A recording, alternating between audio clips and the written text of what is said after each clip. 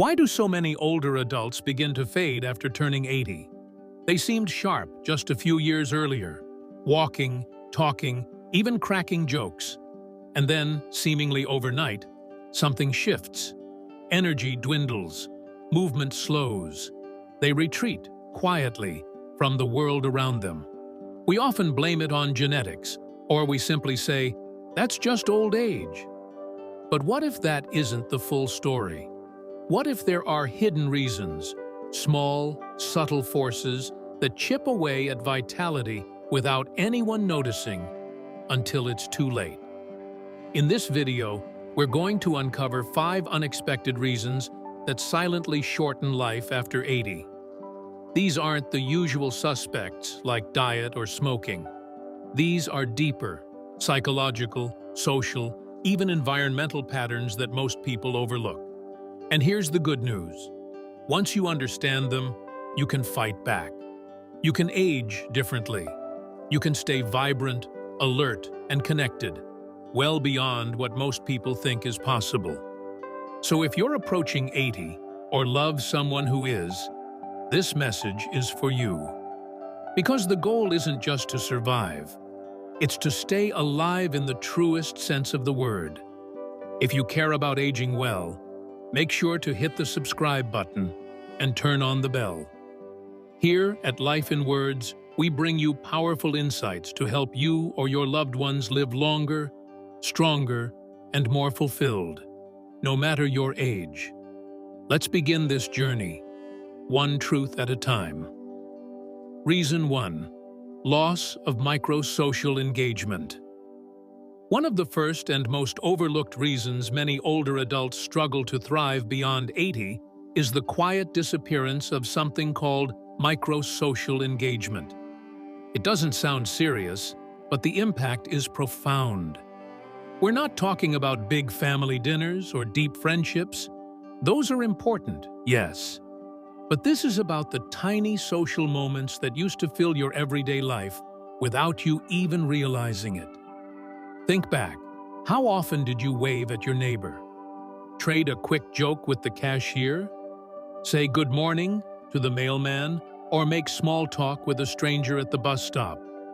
These little exchanges might have seemed insignificant, but they were doing something vital. They were keeping your nervous system regulated, your social brain circuits active, and your sense of belonging alive. In short, they were quiet signals reminding your body and mind, you still matter. But after 80, those touch points often vanish. You stop going to the store and start ordering online. You skip walks because your knees hurt or the weather feels too harsh. Your hearing isn't what it used to be, so chatting with strangers feels frustrating or embarrassing. Without realizing it, you start shrinking your world. And here's the danger. When microsocial contact disappears, the brain begins to deregulate. Studies show this leads to higher levels of cortisol, the stress hormone, increased inflammation, weakening immune function, shrinkage in brain regions tied to memory and emotional control. You may think you're just simplifying life, but in reality, you're disconnecting from the very things that keep you vibrant and mentally sharp. I once knew a man named Bill, 85, who walked to the same cafe every morning. He didn't have long chats, just a nod to the barista, a smile to the regulars. That 10-minute routine was his lifeline. When he got sick and stopped going, his decline was quick. Not from the illness, but from disconnection. So, if you've stopped making small talk, or if you feel invisible in your neighborhood, start small. Smile. Say hello. Go buy your own groceries, even if it's just once a week. If this resonates with you, comment 1 below, and let us know how you keep those small moments of connection alive. Reason 2. Overcautious inactivity. After 80, many older adults begin to slow down, and at first it seems wise. Who wouldn't want to be careful? But here's the catch. There's a fine line between being cautious and becoming paralyzed by fear. And when that line is crossed, the body doesn't thank you. It starts to decline. It usually begins with a small scare, a missed step on the porch, a slip in the shower, or even a friend's story about a fall and broken hip. Out of concern, you start cutting back. No more walks around the block.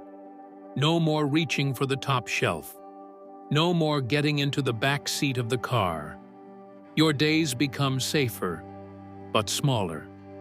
You sit longer, move less, and slowly, invisibly, your muscles begin to weaken. You may not notice it right away, but your core, the deep trunk muscles that support everything from standing to turning, starts to shrink. And once they do, balance becomes harder. You wobble. You avoid movement even more. And the cycle deepens.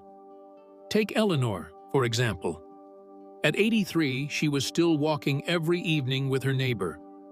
One rainy day, she slipped. Not badly, but it shook her. Out of fear, she stopped her walks. Within 4 months, she'd lost strength in her legs, needed help standing from chairs, and began struggling with sleep. Eleanor didn't slow down because she was weak. She became weak because she slowed down. Of course, being careful is smart. Use handrails. Wear stable shoes. Keep your pathways clear. Use a cane if needed. But don't confuse safety with stillness. Because when fear dictates your movement, the body starts forgetting how to move at all.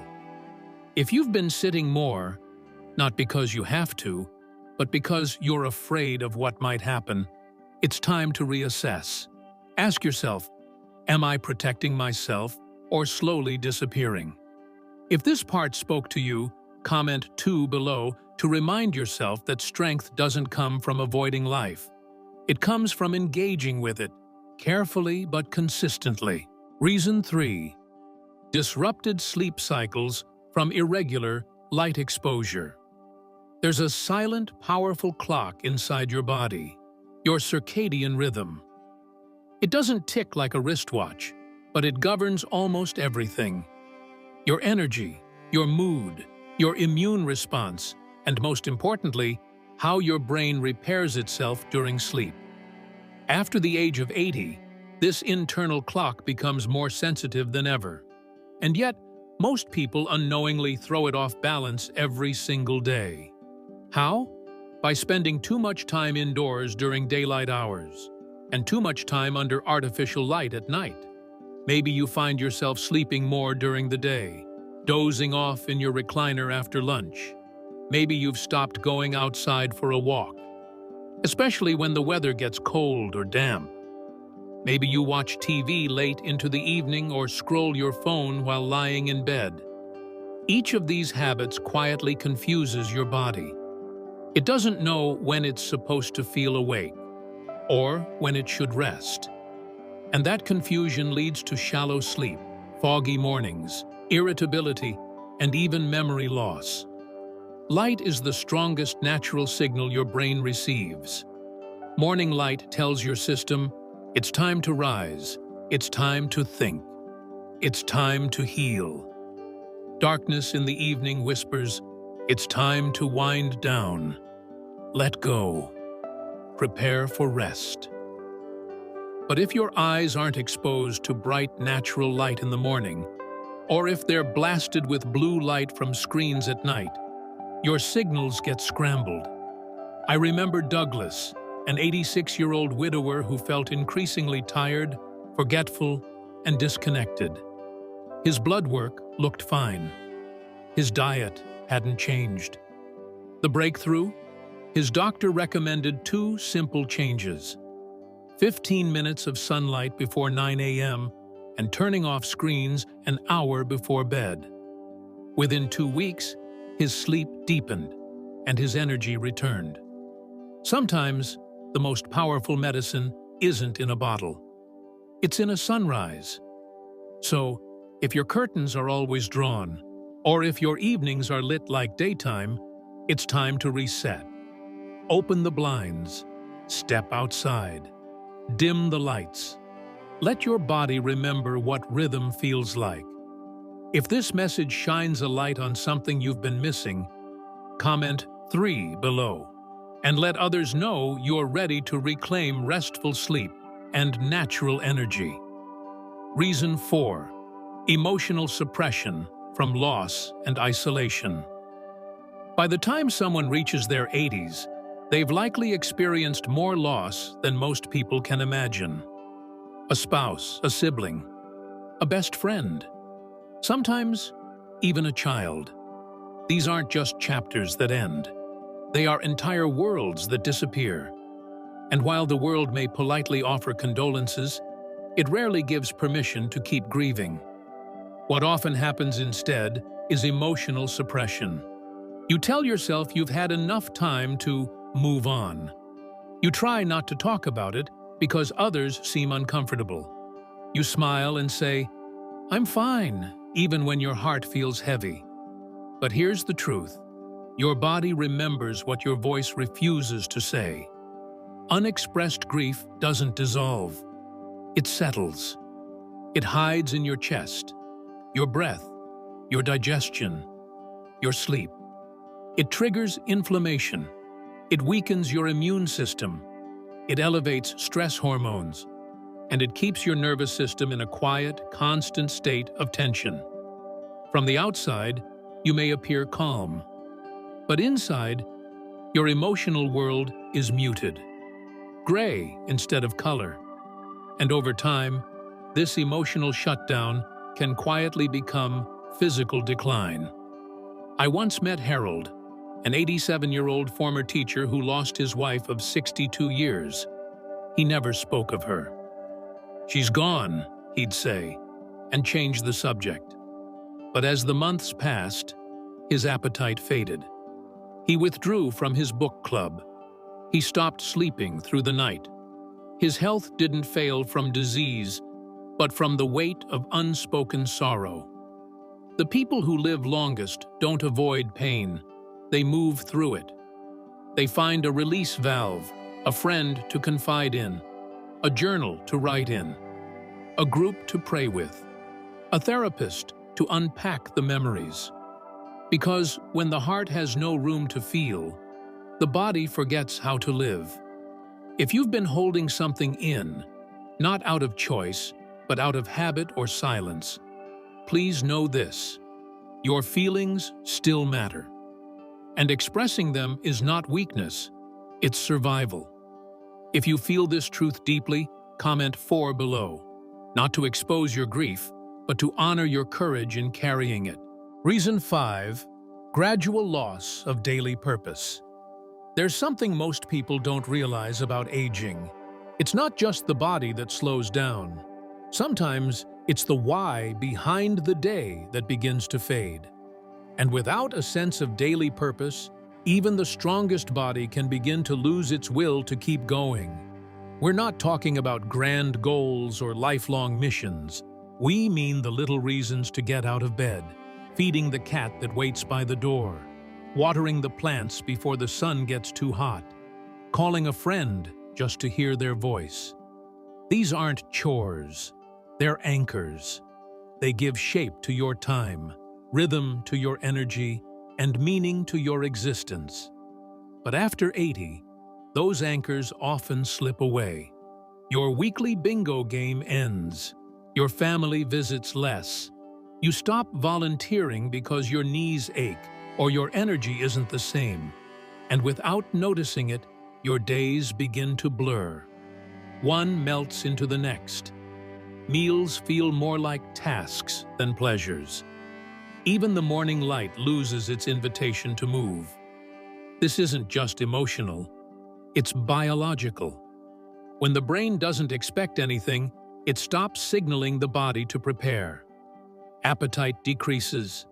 Digestion slows. Sleep becomes fragmented. Muscles weaken. The systems that used to sustain you don't shut down because they're broken. They pause, waiting for a reason to turn back on. I once met Nora, 89, who still felt vibrant despite living alone. Her secret? Every Wednesday, she baked cookies for her great-grandkids. Every Friday, she clipped articles for her church bulletin. And every evening, she wrote one sentence in her journal reflecting on the day.